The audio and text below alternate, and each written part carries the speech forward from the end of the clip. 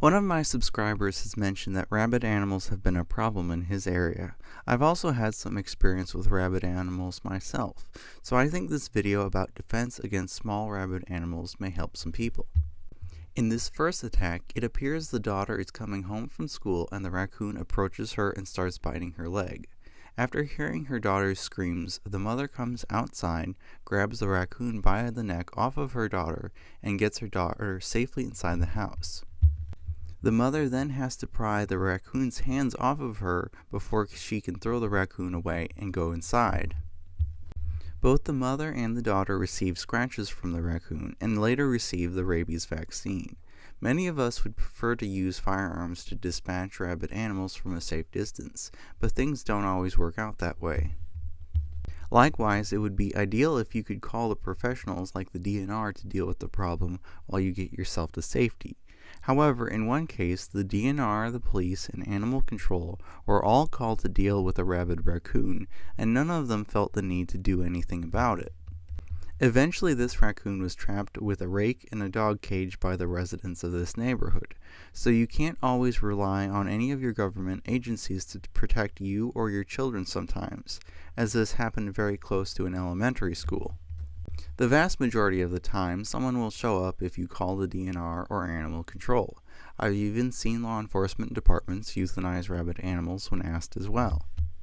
Many of you would probably like to know how big of a problem rabid animals are really, and it depends on where you live. The chart on the left shows various rabid animal infection by species across the years, and the chart on the right shows the density of rabid raccoon cases per area. If you live in the area with a significant amount of red, the chance is high enough that you should seriously consider what you would do in the situation that you run into a rabid raccoon. Yet plenty of people who don't live in the red area have also had problems with rabid raccoons. Raccoons are not the only thing to be worried about though. Skunks, foxes, and bats are also common animals that frequently carry rabies.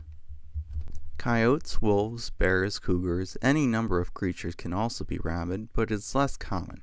With that said, at least one significant outbreak of rabies in coyotes has happened in southern Texas. More disturbingly, newspapers and TV stations can sometimes ignore the warnings of locals trying to tell others about a rabies outbreak. The outbreak in coyotes in Texas was eventually stopped by distributing via aircraft baits that were treated with an oral rabies vaccine. By distributing these oral vaccines every year, different states keep the amount of rabid animals to a minimum and prevent significant outbreaks. Domestic animals like cats and dogs have far fewer rabies infections than wild animals like bats and raccoons. So the stereotypical rabid dog is not a very common occurrence anymore compared to the considerably higher amount of rabid raccoons or bats. It's far more likely that a rabid raccoon or bat gets inside your house as well, because they tend to get into attics that aren't sealed very well. Many people wouldn't think of things like cows or sheep when they think of rabies, but they can get infected as well. It's just not very common. This is a chart that shows which variants of the rabies virus are resulting in human infections across the years. Bats have given a significant amount of people rabies, but the numbers thankfully show that this is a declining trend. I should also say that bats have very small teeth generally, and you may not notice if you have been bit by one. Many people may not know this, but particular variants of the rabies virus are generally being spread by only one kind of animal. So raccoons generally have the raccoon variant. This can be spread to other creatures like humans or dogs. However, in the wild, the raccoon variant generally won't be spread to other creatures than raccoons because raccoons make significantly more contact with other raccoons than other wild animals. From the human perspective, whether you get infected by a coyote with the canine variant or a raccoon with the canine variant is entirely irrelevant as the outcome and the treatment is still the same. Then we get to the question of what is the best defense against a rabid animal. First of all, you want to be aware of your surroundings. One woman who was cleaning out her car felt something brush up against her leg. She thought it was the neighbor's cat, but it was a rabid fox. The fox started biting her, and she eventually got it to let go of her when she bit its ear. Then she locked it in her car so she could get it away. And in the first case with the daughter that was attacked by a raccoon, that might have been prevented if she had seen the raccoon early and avoided it. But you can hardly blame a kid for not paying attention all the time, especially when she is at home, which should logically be a safe place. So just because someone may live in a fairly populated neighborhood or an actual city, that doesn't mean that there aren't any rabid animals nearby. Raccoons especially have learned to thrive alongside humans in cities. Also, when someone sees a wild animal outside their house, a lot of people's first response is to try to go outside and take a picture of that animal. This man did that only to get attacked by a rabid fox. It tried to bite him, but he knocked it away each time. Because of this, he avoided getting bit or scratched. However, he still got the fox's saliva on him though, so he still had to get the rabies shots afterwards. What I find particularly interesting about this story is the fact that he killed it with a brain shot with an air rifle, and they were able to test it for rabies afterwards. What I've always heard is that you want to keep the brain intact if you want to test an animal for rabies. So apparently a relatively low-powered air rifle may not do an excessive amount of damage to the brain that would render such a test useless. I also found a case where a man ran over a cat with a tractor, and they were somehow able to test what was left of it and find that it did have rabies. One would wonder how they could accomplish that. Obviously, no one should resort to such bizarre and extreme measures even if you do have a rabid animal. This is also an example of how dangerously irrational some people are, to the point that they'd create a dangerous biohazard mess if left to their own devices. We had a rabid raccoon come around where I live, and the DNR officer killed it. He basically told us that it was probably rabid and that they weren't going to bother to test the head because it would be expensive and take time to get results. The impression I got from him was that testing an animal for rabies was not always necessary if no one had actually had contact with it, and that they'd only bother testing an animal for rabies if someone actually got bit or scratched. In my opinion, air rifles or pistols have multiple advantages for defense against small rabid animals. I would definitely not expect a heart or lung shot with a BB gun at close range to kill a raccoon or coyote before it reaches you and bites you. BBs with relatively little power could possibly deflect off significant bone, and you only want to use them for headshots. If you intend to make effective heart or lung shots, I'd recommend using a handgun round that does a reasonable amount of damage. The reasons for using an air gun are the following. First of all, little energy is needed to instantly kill with a brain shot. Second of all, if you're only making a small hole and not totally tearing an animal apart, that's a good thing because you don't want infected fluids getting sprayed all over you or all over the ground where someone might get it on their shoes and track it around. Third, air guns are generally pretty quiet, so if you have to discharge one without hearing protection, that's not such a big deal. Fourth, projectiles with little momentum are less dangerous if you happen to hit an unseen hard object like a rock and this causes a ricochet. Obviously, wearing eye protection is always a must, and people that wear eyeglasses or sunglasses habitually have got this problem solved. Fifth, in the rather unlikely event that you accidentally shoot yourself in a limb while trying to stop an animal attack, an airgun pellet is far less serious than a 9mm or .45 hollow point. Not only will you have an instinctual desire to shoot and stop the animal before it reaches you, but you also have the possibility of being tripped by the animal while it tries to bite your feet or ankles. Likewise, if you are backing away from the animal while shooting it and you trip over something, you may inadvertently pull the trigger as you fall, possibly injuring yourself in the process. Automatic BB guns, including pistols, are readily available. With basically non-existent recoil and automatic fire, this can give you much more of a margin for error for hitting a small animal in a vital location, even under high stress. With that said, I'd test out any airgun you have to make sure it has good penetration and reliability before you totally trust it. Finally, rabid animals like this one may show little or no reaction when shot with expanding handgun ammunition. The same is true with a human who is high out of their mind on drugs. Reaction to pain, of course, is a psychological response. So when the animal's brain is all confused and angry from the rabies, its psychology is quite different. Likewise, one person shot 3 different rabid raccoons with 3 different weapons: a .40 Smith & Wesson loaded with 165 grain hydroshocks, a .45 ACP, and a shotgun loaded with buckshot. In all cases, the raccoons ran about 20 yards before dying. Likewise, when a felon was shot 3 times with standard double-aught buckshot in a gunfight with police, he was not immediately incapacitated either. A lot of people make the assumption that powerful weapon equals immediate incapacitation, and that's just not always the case.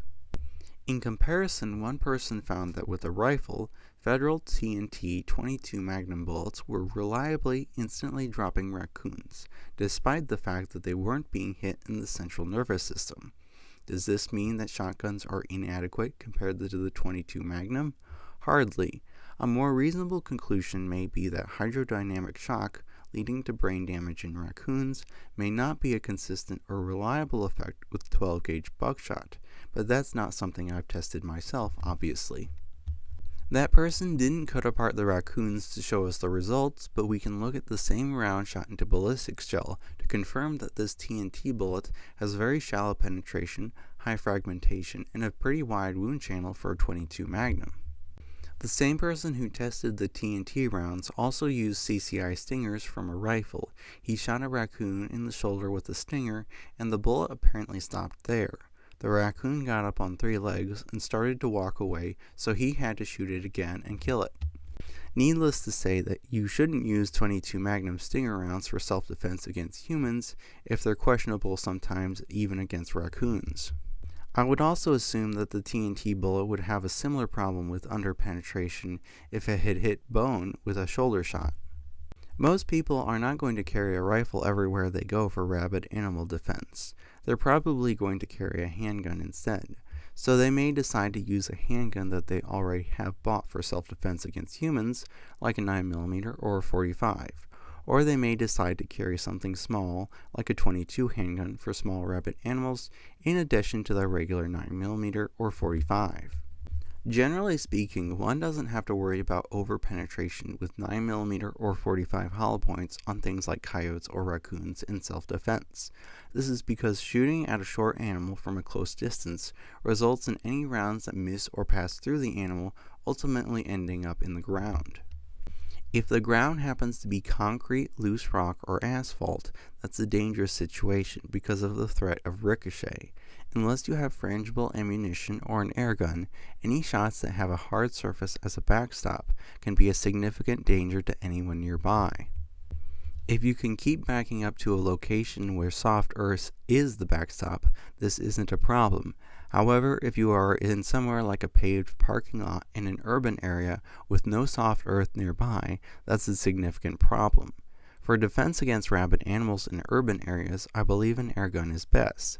The reasons being that you want to have your 9mm or .45 handgun loaded with non-frangible regular hollow points to be effective against dangerous people. Violent criminals kill vastly more people than rabid animals do, so it would be wise, in my opinion, to have a second weapon, like a BB pistol, carried specifically for rabid animals. So now I want to talk about some of the signs of rabies. There are 3 stages of this disease, the first being behavioral changes and is called the predronal phase. The furious stage comes next, and the animal shows greatly increased aggression towards both living creatures and sometimes inanimate objects. To illustrate this point, a rabid animal kept in a cage may bite at the cage in such fury that it tears its own teeth out. The next stage is called the dumb stage, as the animal becomes somewhat paralyzed and somewhat unresponsive to what is happening around him. I want to emphasize the point that an infected animal may show signs from both the dumb and furious stages of the disease at once. So just because an animal may be sitting there peacefully with a blank look, that does not mean it won't try to attack you if you get closer. Likewise, even though uncoordination is a very common symptom, the animal may still be capable of attacking you with both speed and agility, for example, leaping up on top of you. Time for a short story. One day, I found a very cute orange tabby cat sitting in an outbuilding. We have feral cats around here that avoid humans, and we also have neighbors with a lot of cats in various stages of tameness. At this time, I thought the cat was probably blind for some reason, as it wasn't looking at me, and I thought that it was somewhat tame because it wasn't running away. I know now that it was in the last stage of rabies. It died the next day, by the way.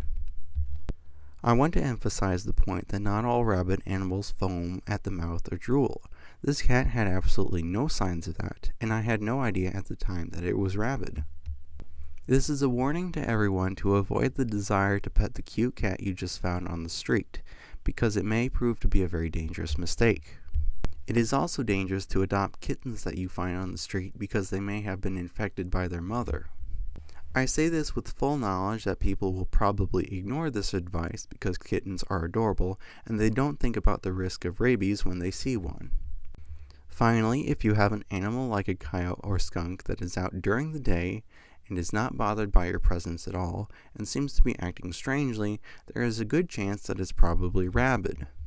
Likewise, if a coyote smells like skunk, it's probably rabid because coyotes don't go around attacking skunks if they're in their right mind. Also, many times the pitch of an animal's voice will change, getting higher and start sounding odd when they are infected with rabies. In conclusion, try to avoid rabid animals.